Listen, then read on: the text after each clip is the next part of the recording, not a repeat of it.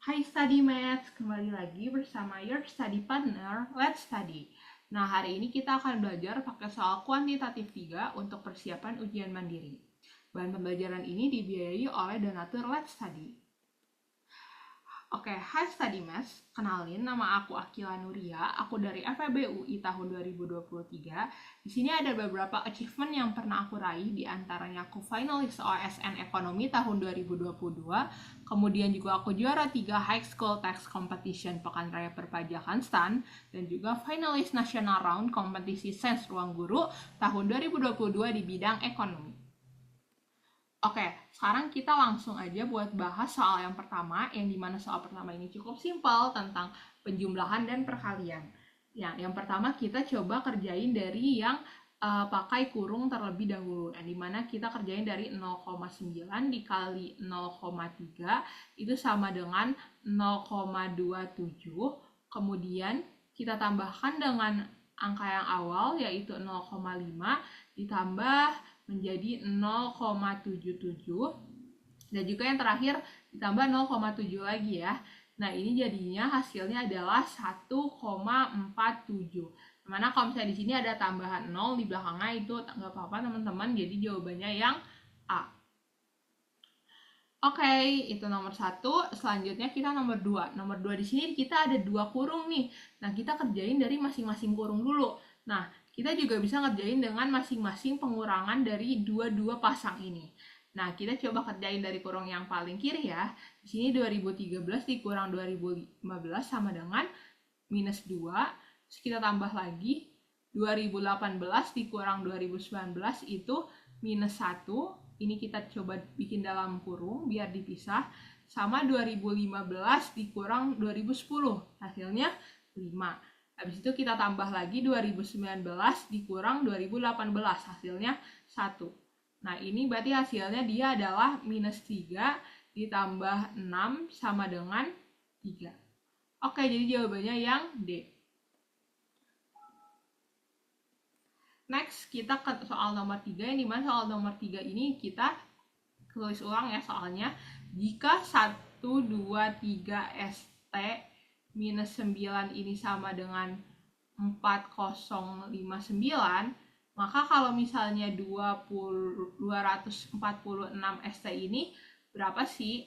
Nah, sekarang kita bisa pindahin 9 ini ke samping, yang dimana kita tulis ulang kembali 1, 2, 3 ST sama dengan 4059 kita tambahkan dengan 9. Berarti dia hasilnya 4068. Nah, habis itu kita lihat nih yang ditanyain itu adalah 246. Nah, 246 ini dia adalah perkalian 2 dari 123 ini.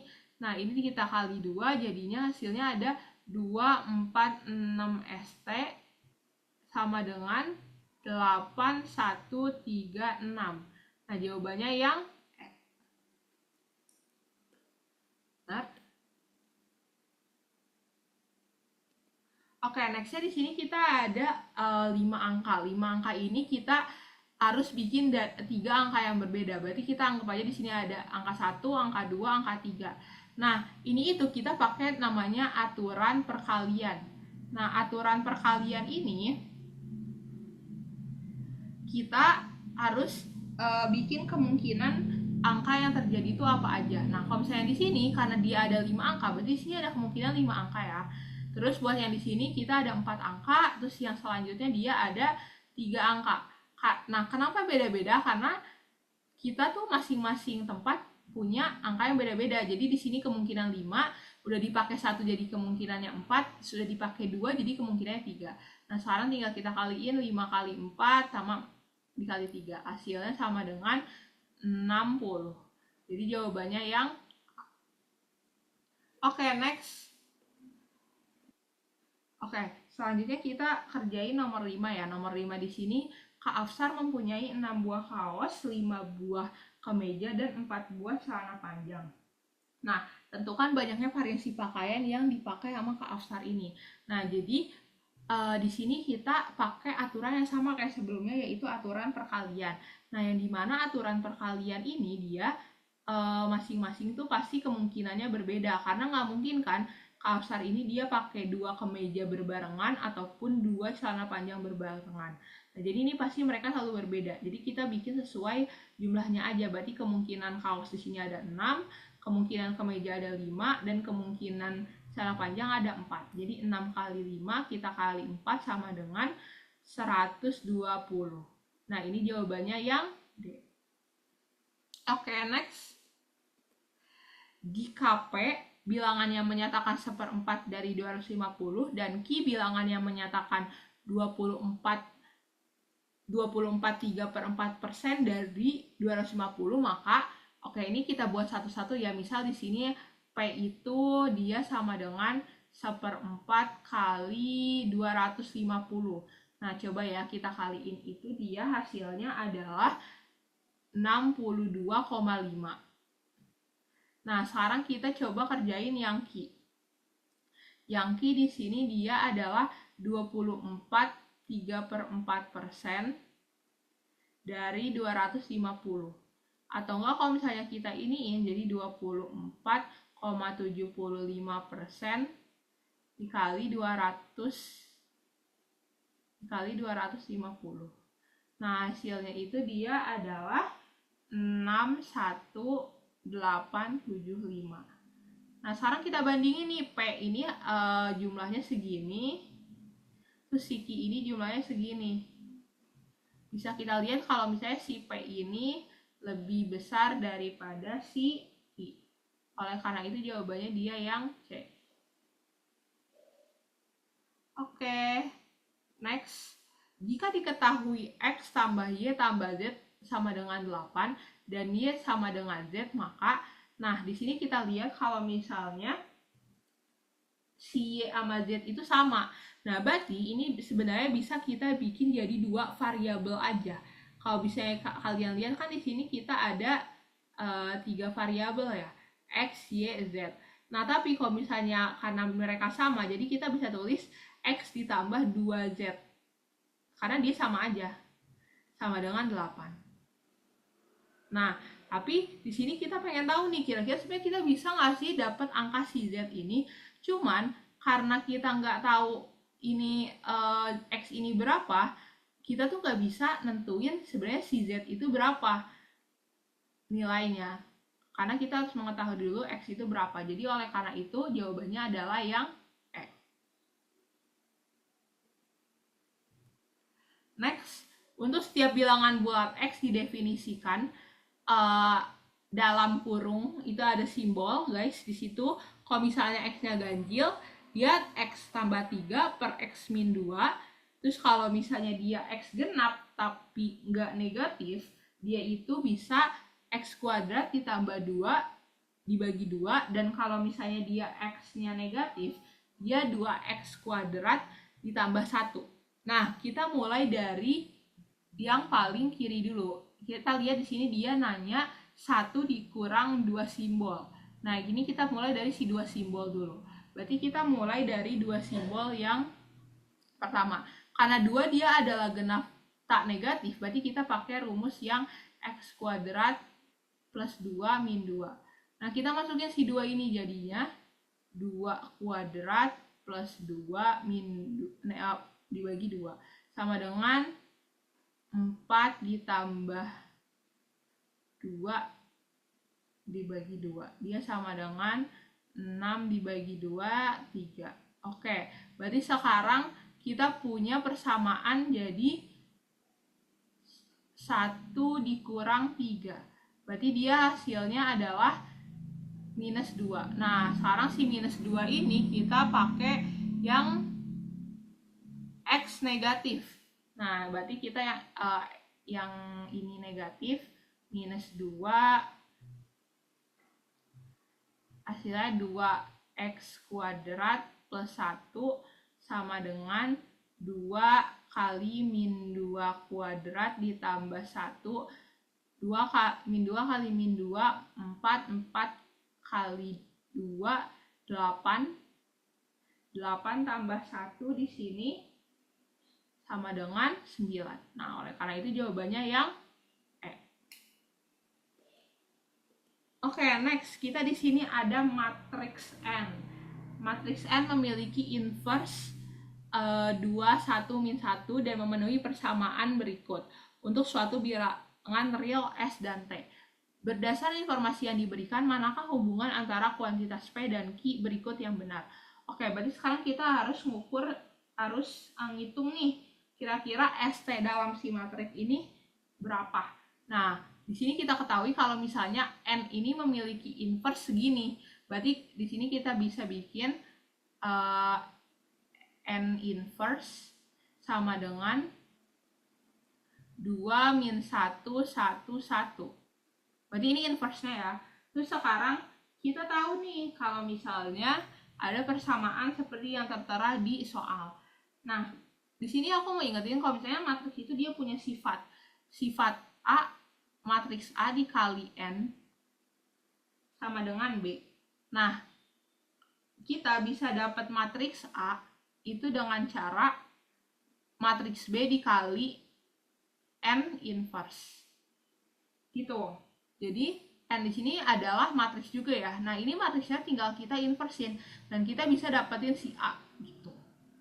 Nah, sekarang kita coba aplikasiin kepada si matriks yang ini. Nah, di sini kita bikin S 0, 4, min 2 sama dikali N sama dengan 5T min 2. Oke, sekarang kita coba, karena kita udah diketahuinya si matriks yang inverse ini, kita coba aplikasiin langsung ke rumus yang ini. Berarti si A-nya kita anggap 5, 4, S 4, 0, min 2 ini. Kita kaliin sama si B. B-nya itu berarti 5T min 2, 0. Kita kali sama si matriks inverse-nya. Inverse yang di atas itu dia adalah 2 min 1, 1. Nah, ini bisa kita hitung berarti S 0, 4, min 2. Nah, karena UTBK ini dia atau ujian mandiri dia waktunya terbatas, jadi kita coba cari tahu aja yang kita ingin tahu gitu. Nah, pertama kita mungkin bisa dari yang atas ini dulu, yang 5 dikali 2 sama T dikurang ini. Nah, berarti di sini dia hasilnya yang atas 10 min T, terus yang ini 5 plus T. Nah, udah, itu aja yang dicari, karena itu yang kita perluin. Bisa kita lihat kalau misalnya S ini dia sama dengan 10 min T. Dan dia ada informasi juga 4 sama dengan 5 plus T.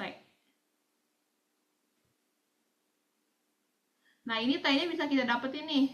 Berarti kan si T ini hasilnya sama dengan minus 1. Nah, sekarang kita masukin ke sini. 10 dikurang minus 1. Maka hasilnya S itu adalah 11. S itu adalah 11. Sekarang kita masukin ke rumus si P ini. P ini dia S-nya tadi 11 ditambah T-nya minus 1 pangkat 2025. Nah, karena pangkatnya di sini ganjil, pasti dia akhirnya bakal masih negatif. Karena kalau misalnya kita tahu kalau misalnya dia pangkatnya genap, dia pasti hasilnya akan positif. Nah, oleh karena itu dia bakal 11 ditambah minus 1 sama dengan 10. Nah, berarti si P ini sama dengan 10, sedangkan Q-nya 5. Berarti kita tahu kalau misalnya kuantitas P ini lebih besar dari Q, maka jawabannya yang A. Oke, ini bisa dilihat kalau misalnya pembahasannya. Next. Fanny berjalan dari kota A ke kota B dengan kecepatan 8 km per jam selama 5 jam. Dan dia kembali ke kota A dengan naik motor. Berapa kecepatan rata-rata seluruh perjalanan Fanny bila ia kembali dari kota B ke kota A? Oke, yang pertama step yang harus kita lakuin itu hitung jarak yang ditempuh sama si Fani dari kecepatan sama jam. Berarti yang pertama dia AB ini 8 dikali 5 ya. 8 km per jam dikali 5 jam. Berarti kan dia ada 40 km. Nah, sekarang kita cari nih, pas dia balik ke kota B ke kota A, itu berapa dengan 40 km dalam waktu 3 jam. Nah, sekarang kita bagi kecepatan. Kita cari kecepatan. Kecepatan 40 km dibagi 3 jam. Nah, di sini dia kecepatannya berarti pas balik 13,3 km per jam. Nah, kita disuruh cari kecepatan rata-rata kan. Nah, kecepatan rata-rata ini adalah gabungan kecepatan kita pas berangkat sama kecepatan kita pas pulang. Oleh karena itu kita rata-rata di sini 8 ditambah 13,3 dibagi 2. Nah, di sini hasilnya adalah 10,7 km per jam. Berarti jawabannya yang B. Oke, next. Waktu di Merauke 2 jam lebih cepat daripada waktu di Sabang. Sebuah pesawat terbang berangkat dari Merauke menuju Sabang pada pukul 7 dan tiba 6 jam kemudian. Pada pukul berapa pesawat terbang tersebut mendarat di Sabang? Oke, kita coba ilustrasikan kalau misalnya waktu Merauke ini dia adalah A, kemudian waktu di Sabang dia adalah B. Dan dimana kalau misalnya kita lihat kalau di Sabang ini berarti dia lebih lama kan. Berarti kita bisa ilustrasikan dia A minus 2 gitu. Karena di sini ada kata-kata 2 jam lebih cepat. Nah, terus kita lihat nih, sebuah pesawat terbang berangkat dari Merauke menuju Sabang pada pukul 7 dan tiba 6 jam kemudian. Nah, kalau misalnya kita coba hitung default, berarti kalau misalnya dia berangkat jam 7 ditambah 6 jam sama dengan jam 1 dong dia sampai secara Merauke. Tapi karena dia mendarat dari Sabang, kita kurangin sama 2 jam. Nah, ini berarti dia sampai di Sabang itu ada di jam 11.00. Jadi jawabannya yang A. Oke.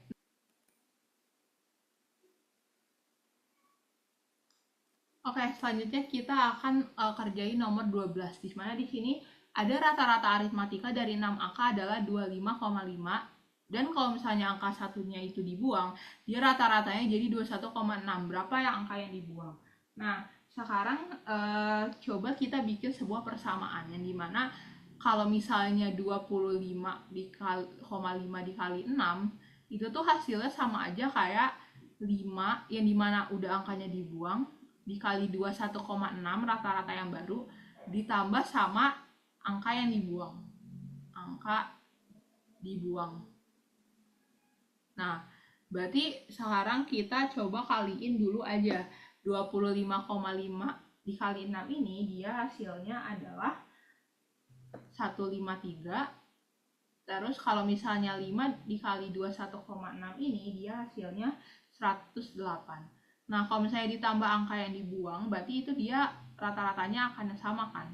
Nah, berarti angka yang dibuang ini dia adalah pengurangan dari 153 sama 108. Berarti dia jawabannya adalah 153 dikurang 108 sama dengan 45. Jawabannya yang D. Oke. Next. Pada pesta ulang tahun Jessie menyebarkan undangan kepada teman-temannya, yaitu 60 teman laki-laki dan 50 teman perempuan. Pada saat pesta yang hadir ternyata hanya 65% teman laki-laki dan 86% teman perempuannya. Berapa persen undangan yang menghadiri pesta Jessie?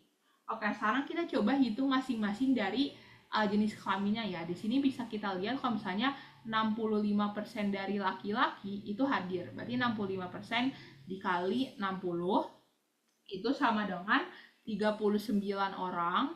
Habis itu kita coba kaliin juga 86% dikali 50 sama dengan 43 orang. Nah, sekarang coba kita hitung persentase dari yang hadir ini. Kita bikin persentase yang dimana berarti 39 ditambah 43, dan dimana di bawahnya ini adalah total yang harusnya datang, yaitu 110 dikali 100%. Jawabannya adalah 74,5%. Jawabannya adalah yang C. Next, harga awal suatu barang adalah sebesar A. Harganya naik sebesar 30%, kemudian diberi diskon sebesar 20% dengan tambahan diskon lagi sebesar 10%. Berapa harga akhir barang tersebut? Nah, berarti di sini kita coba tulis dulu harga awal itu adalah A. Terus habis itu kita coba tuliskan dalam bentuk kalimat matematika. Nah, harganya ini naik sebesar 30% kan. Nah, berarti ini kita bisa tulis kalau misalnya harga naik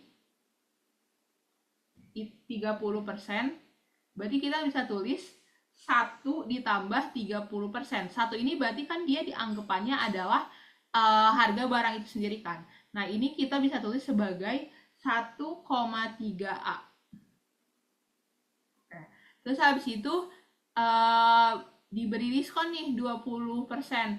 Berarti di sini diskon 20%.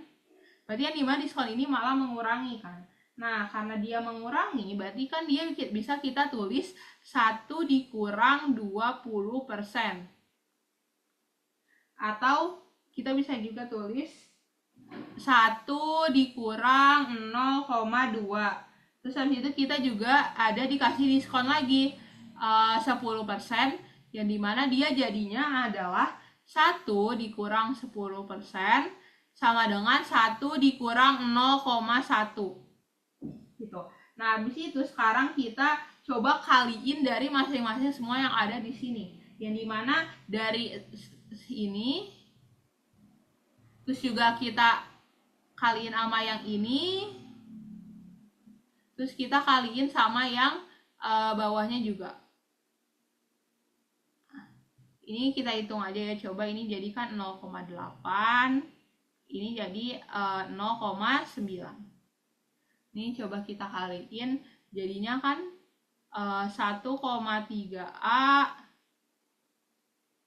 dikali 0,8 dikali 0,9 itu sama dengan 0,936A. Ini jawabannya yang D.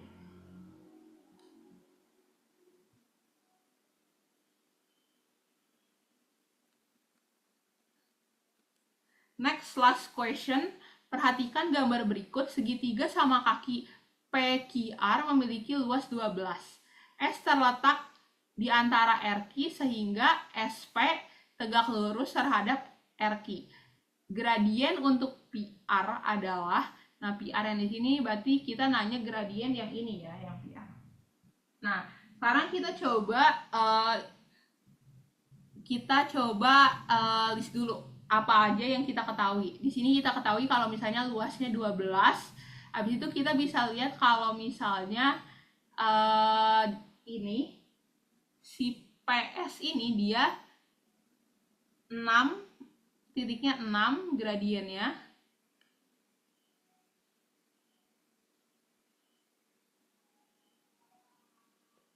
Dia gradiennya 6. Habis itu dia bawahnya adalah 2. Nah, berarti dari kesini ke sini itu adalah 6 dikurang 2, di mana dia adalah 4 buat tingginya. Nah, sekarang kita coba cari alasnya. Karena rumus segitiga itu adalah setengah kali alas kali tinggi, berarti ini kita tinggal cari tahu nih alasnya berapa. Berarti di sini 12 sama dengan setengah dikali alas dikali 4. Berarti di sini alasnya dia adalah 6. Berarti R kaki ini dia adalah 6. Nah, karena di sini dia ada informasi kalau si tengah-tengah ini adalah 2, berarti bisa kita bagi 2 nih. Di sini berarti 3, di sini juga adalah 3. Oke. Nah, habis itu sekarang kita perlu cari tahu nilai titik dari masing-masing yang ada di gambar. Kan di sini udah diketahui kalau misalnya P udah diketahui, terus juga S diketahui. Sekarang kita coba cari tahu nih si R ini berapa. Karena di sini R-nya itu adalah ujung dari si S, yang dimana di sini S2 dan jaraknya adalah 3. Berarti kita kurangi nih sumbu X-nya, 2 dikurang 3 sama dengan min 1 kan. Berarti si R ini dia punya titik min 1,2. Begitu pula dengan si Q, berarti dia ditambah 3 jadi 5,2. Begitu. Tapi karena kita mencarinya adalah gradien dari si PR, maka kita pakai titik-titik yang ada di yang kita ketahui pada P maupun pada R. Nah, sekarang kita coba tulis tadi kan P-nya titiknya adalah 2,6. Terus si R ini adalah min 1,2. Nah, sekarang kita pakai rumus gradien kayak biasa. Y1 dikurang Y2 sama dengan dibagi X1 dikurang X2 sama dengan 6 dikurang 2 per 2 dikurang minus 1 sama dengan 4 per 3. Oke, berarti ini jawabannya yang A.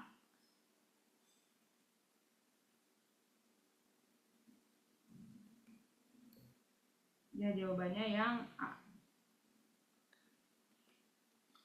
Oke, berikut penjelasan materi dari aku. Terima kasih kepada donatur Les Study yang sudah membiayai dalam produksi materi ini. StudyMath bisa nge-review kembali bahan pembelajaran textbook, PPT, dan latihan soal pada link di description box. Les Study juga menyediakan playlist YouTube khusus bahan pembelajaran loh, jadi jangan lupa cek ya StudyMath. Nah, StudyMath juga bisa nge-support nih Les Study dengan berdonasi seikhlasnya. Selain donasi dalam bentuk uang, StudyMath juga bisa share platform Les Study kepada teman sekitar atau membagikan info platform Les Study ke sosial media Les Study. Nah, ayo follow akun sosial Les Study pada Instagram, Twitter, dan TikTok agar selalu mendapatkan update konten bermanfaat lainnya. Thank you for watching. See you in the next video.